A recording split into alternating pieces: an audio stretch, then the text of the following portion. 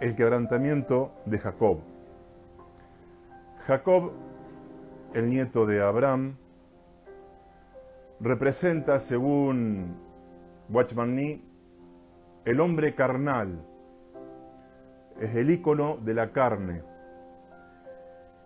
Y todo lo que le pasó a Jacob en su vida representa el trato de Dios para ir pegándole a la carne, para que la carne quede sujeta al Espíritu Santo. Es muy difícil definir lo que es la carne. A veces carne, en la terminología de Pablo, es el cuerpo físico, pero muchas veces habla de carne como ese viejo hombre que quedó, como esa naturaleza pecaminosa que tiende hacia el mal, hacia el pecado, y a su vez le cuesta obedecer a Dios, les cuesta sujetarse a Dios. Muchos nos llevamos una sorpresa cuando nos entregamos al Señor,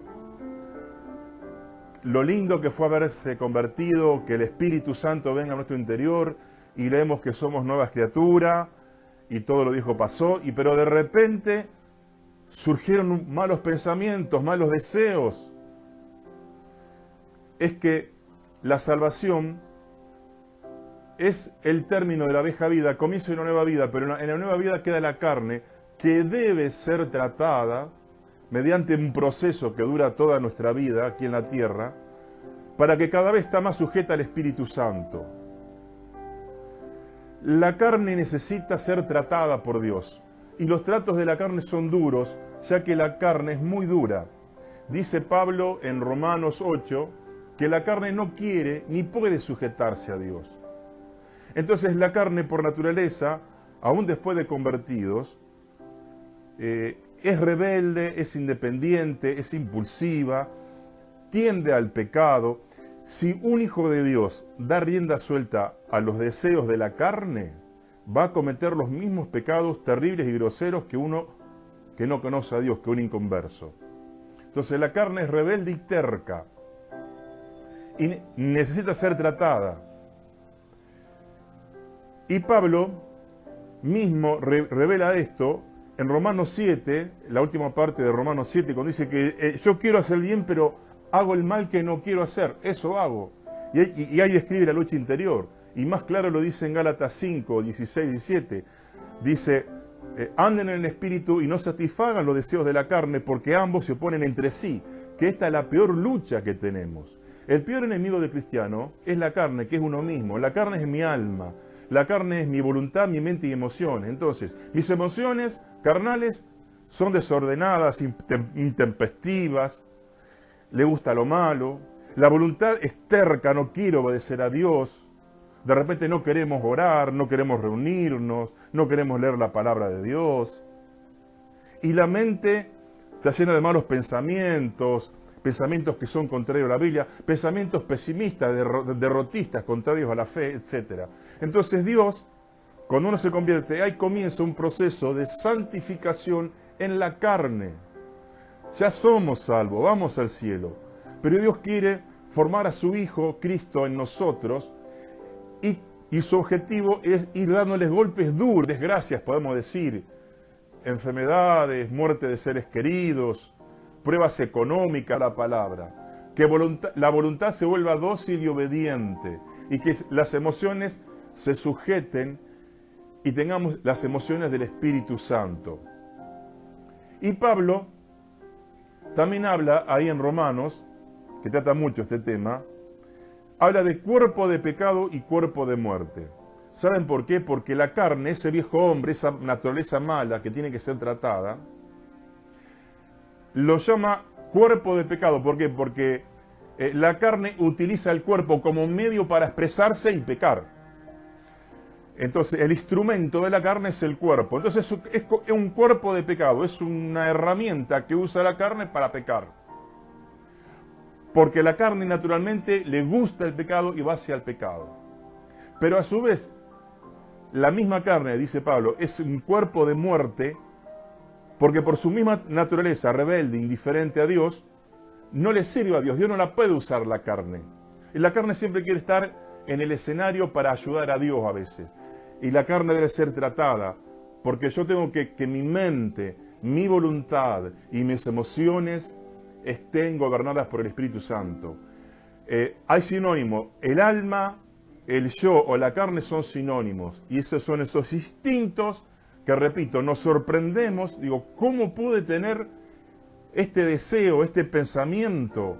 ¿Por qué me cuesta cada mañana orar a Dios? Si ya soy nueva criatura y está el Espíritu Santo. Esa es la carne que debe ser tratada. Y Dios no nos va a dejar tranquilo hasta que la carne sea tratada.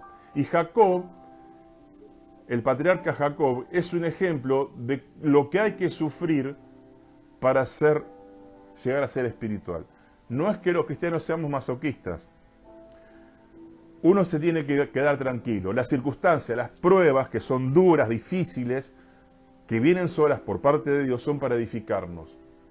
Por eso el espiritual, el que es espiritual, paga un alto precio. Y el que no quiere dejarse tratar por la carne, por Dios en su carne, sigue siendo un hijo de Dios. Pero con muchos pecados, con mucha superficialidad en su relación con Dios, con pocos frutos. Tal vez serían, como dice Pablo, son los que se salvan como por fuego. El espiritual entiende que el Espíritu Santo trabaja con la cruz para aplicar la cruz a la carne.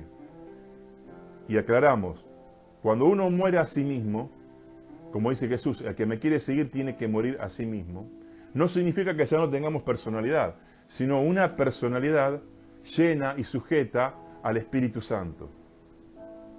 Y ahí lo tenemos a Jacob. Jacob significa usurpador, porque él usurpó, mintiendo, junto con su mamá, la primogenitura a su hijo mayor Esaú, a quien le correspondía porque era el mayor. Entonces Dios empieza a tratarlo, pero el trato de Dios es porque nos ama. Son castigos de Dios, son tratos duros de Dios, pero porque nos ama. ¿Saben por qué? Porque la cruz mata lo que me mata. Algunos, por dar rienda suelta a su carne y no querer que Dios trate su carne, no querer sufrir, se perdieron, están apartados. Vemos la vida de Jacob. Jacob representa al tipo astuto, lleno de habilidad, que arguye, que argumenta, que se defiende bien. En un momento, no sé si pasaron 10 o 20 años de que él mintió y recibió la primogenitura y no lo vio más a Esaú. Pero pasó el tiempo y Esaú lo encontró con un ejército, venía a matarlo. Entonces es allí, en Génesis 32, a partir del 22, cuando aparece una situación extraña que un ser celestial, un ángel, pelea con Jacob. Vamos a sacar algunas conclusiones de este hecho extraño en la Biblia. En primer lugar, cuando un carnal está su vida en peligro, expone toda su carne, es decir, todos sus recursos, astucia, inteligencia, voluntad, todo lo que sea, para defender su vida. Y ahí Dios entra y toca la carne. Es como si Dios, digamos, excitara la carne para que salga de la caparazón para herirla, si no, no la puede herir. Por eso Dios usa las pruebas. Y cuando uno dice, ¿por qué me pasa esto? ¿Sabes por qué? Porque Dios te ama y la carne oculta, no tratada, es una bomba de tiempo que un día te vas a hacer cometer cosas muy feas y va a impedir tu relación con Dios.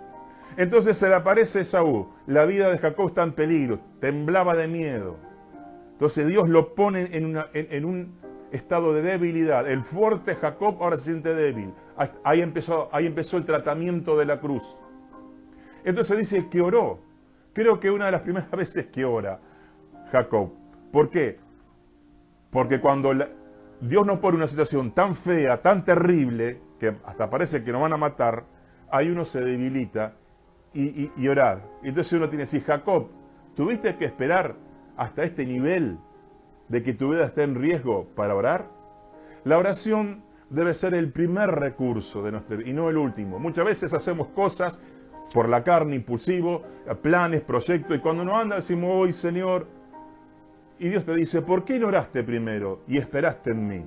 Está bien, mejor, como dice el dicho, más vale tarde que nunca, mejor orar después. Pero la oración debe ser el primer recurso, porque para el espiritual el primer recurso es Dios. Por eso siempre vive orando para cada circunstancia de la vida. Y ahí se le presenta un ángel. Esto representa la lucha de Dios contra la carne. Dios tiene que luchar con nosotros. Una bendita lucha para debilitar la carne, porque la carne sí es corrupta. Nunca quiere obedecer a Dios, dijimos, y no puede sujetarse. Y lo que la cruz de madera hizo al cuerpo de Jesús, va a ser lo que la cruz espiritual, que aplica el Espíritu Santo, le va a hacer a nuestra alma. Así como el cuerpo de Jesús quedó herido y desfigurado y sangrante, así, digamos, metafóricamente, nuestra alma va a quedar partida, herida, sangrante. Sí, parecen tratos muy fuertes, porque la carne es fuerte. Y nosotros nos podemos contra nosotros mismos, porque el peor enemigo soy yo, es mi carne. Si yo logro que la carne esté en la cruz y sujeta al espíritu, por más que venga el diablo a tentarme, no va a lograr nada. Y por más que el mundo me tiente, no va a lograr nada. Por eso Dios quiere tratar la carne. Entonces Jacob ora y dice que se quedó solo. ¿Por qué? Porque las grandes experiencias espirituales se consiguen en soledad. Tenemos que reunirnos, tenemos que tener una relación congregacional con Dios, entre los hijos de Dios, pero también personal. Una búsqueda personal interna, porque si no todo el otro, lo social, no nos sirve. Entonces, en soledad, el ángel se le apareció cuando él estaba solo. Cuando uno está solo es cuando das los más grandes pasos de crecimiento espiritual. Y dijimos, es con lucha. La lucha, por ahí en la carne, hacemos 3 pasos para adelante, 2 para atrás, 1 para adelante, nos caemos, nos levantamos toda la vida y así Dios va debilitando. En un proceso que dura toda la vida, va debilitando la carne. Es con lucha. Los espirituales lucharon para dejar que el Espíritu Santo al final los someta y los gobierne y sean guiados por Él. Y es un proceso. Ahora, ¿qué pasó?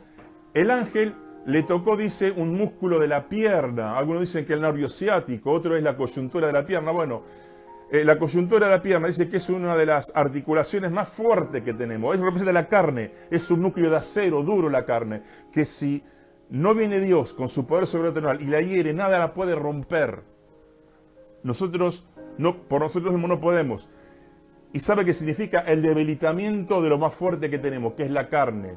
Que la carne es la culpa de los pecados, de las divisiones, del rencor, de no querer orar, de tomar decisiones intempestivas, impulsivas, que no hacen tanto daño y hacemos daño a los demás. Por eso la cruz mata lo que nos mata. Entonces, ¿y qué le pasó a Jacob después de esta experiencia? Quedó rengo o cojo toda la vida. Y esto es una gran bendición. Cuando Dios nos somete a una prueba tan terrible y uno expone su carne y Dios la hiere, porque así es el proceso, viene algo que nos provoca, la carne sale afuera para que pueda ser herida por Dios. Dios produce, cuando trata algún aspecto de nuestra carne, produce una incapacidad, una discapacidad, no de un miembro de la mano, de la pierna, sino del alma, del orgullo del alma. Entonces, esa discapacidad que produce en nuestro interior la herida de la cruz y del Espíritu Santo es para siempre. Gloria a Dios.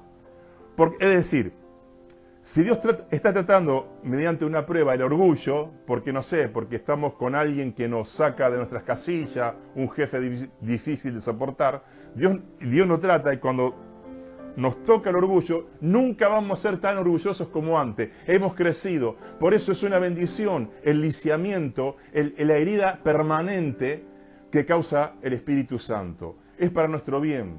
Pero es duro, pastor. Es lindo decir, soy espiritual, pero nadie quiere el proceso. Si yo quiero tocar el piano, como uno de los mejores pianistas, tengo que dedicar horas y horas y poner empeño. Bueno, así también en la lucha de la carne, es permanente, es constante, porque Dios quiere llevarnos a su altura, al nivel de su Hijo. Entonces, cuando Dios nos hiere, bendita lesión, porque es una lesión que ya nunca más vamos a ser tan egoístas como antes, o tan orgullosos como antes, o vamos a poder superar ese pecado que tanto nos esclavizó y tanto nos hizo pecar y pedir perdón y recurríamos. En 2 Corintios 4:17 dice Pablo, porque esta leve tribulación momentánea produce en nosotros un cada vez más excelente y eterno peso de gloria. No hay otro camino que la cruz para agradar a Dios y parecernos a Jesús y ser efectivos en su obra. Y después de esta situación extraña, de este ángel que se aparece, que luche, que lo hiere, dice que le cambió el nombre. No te llamarás más Jacob, sino Israel. ¿Por qué? Porque después del tratamiento de la cruz viene la madurez de carácter. El cambio de nombre significa el cambio de carácter. Porque nombre en la Biblia a veces significa todo lo que es una persona, las cualidades de una persona. Entonces, cada vez que la cruz viene, la cruz dura y fuerte e intensa, pero nos hiere, ahí viene el verdadero cambio espiritual. Y ahí viene el cambio de carácter, por eso se le cambió el nombre. El cambio de carácter es en un hijo de Dios, cuando se va pareciendo cada vez más parecido a Jesús, más humilde, más santo, más lleno del Espíritu, es el milagro más grande que hace Dios. Dios puede abrir el mar, Dios puede resucitar muertos, y lo sigue haciendo, Dios sana cualquier enfermedad, pero el mayor milagro es el cambio de carácter. Por eso Proverbios 16:32 dice, mejor es el que domina su ira que el fuerte, mejor es el que tiene dominio propio que el que toma una ciudad. Conquistarse uno mismo,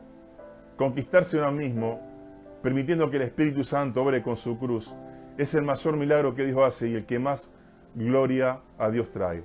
Que podamos permitir esta lucha, que Dios nos trate, porque después vamos a tener en la eternidad un excelente peso de gloria y nuestra vida va a glorificar a Dios.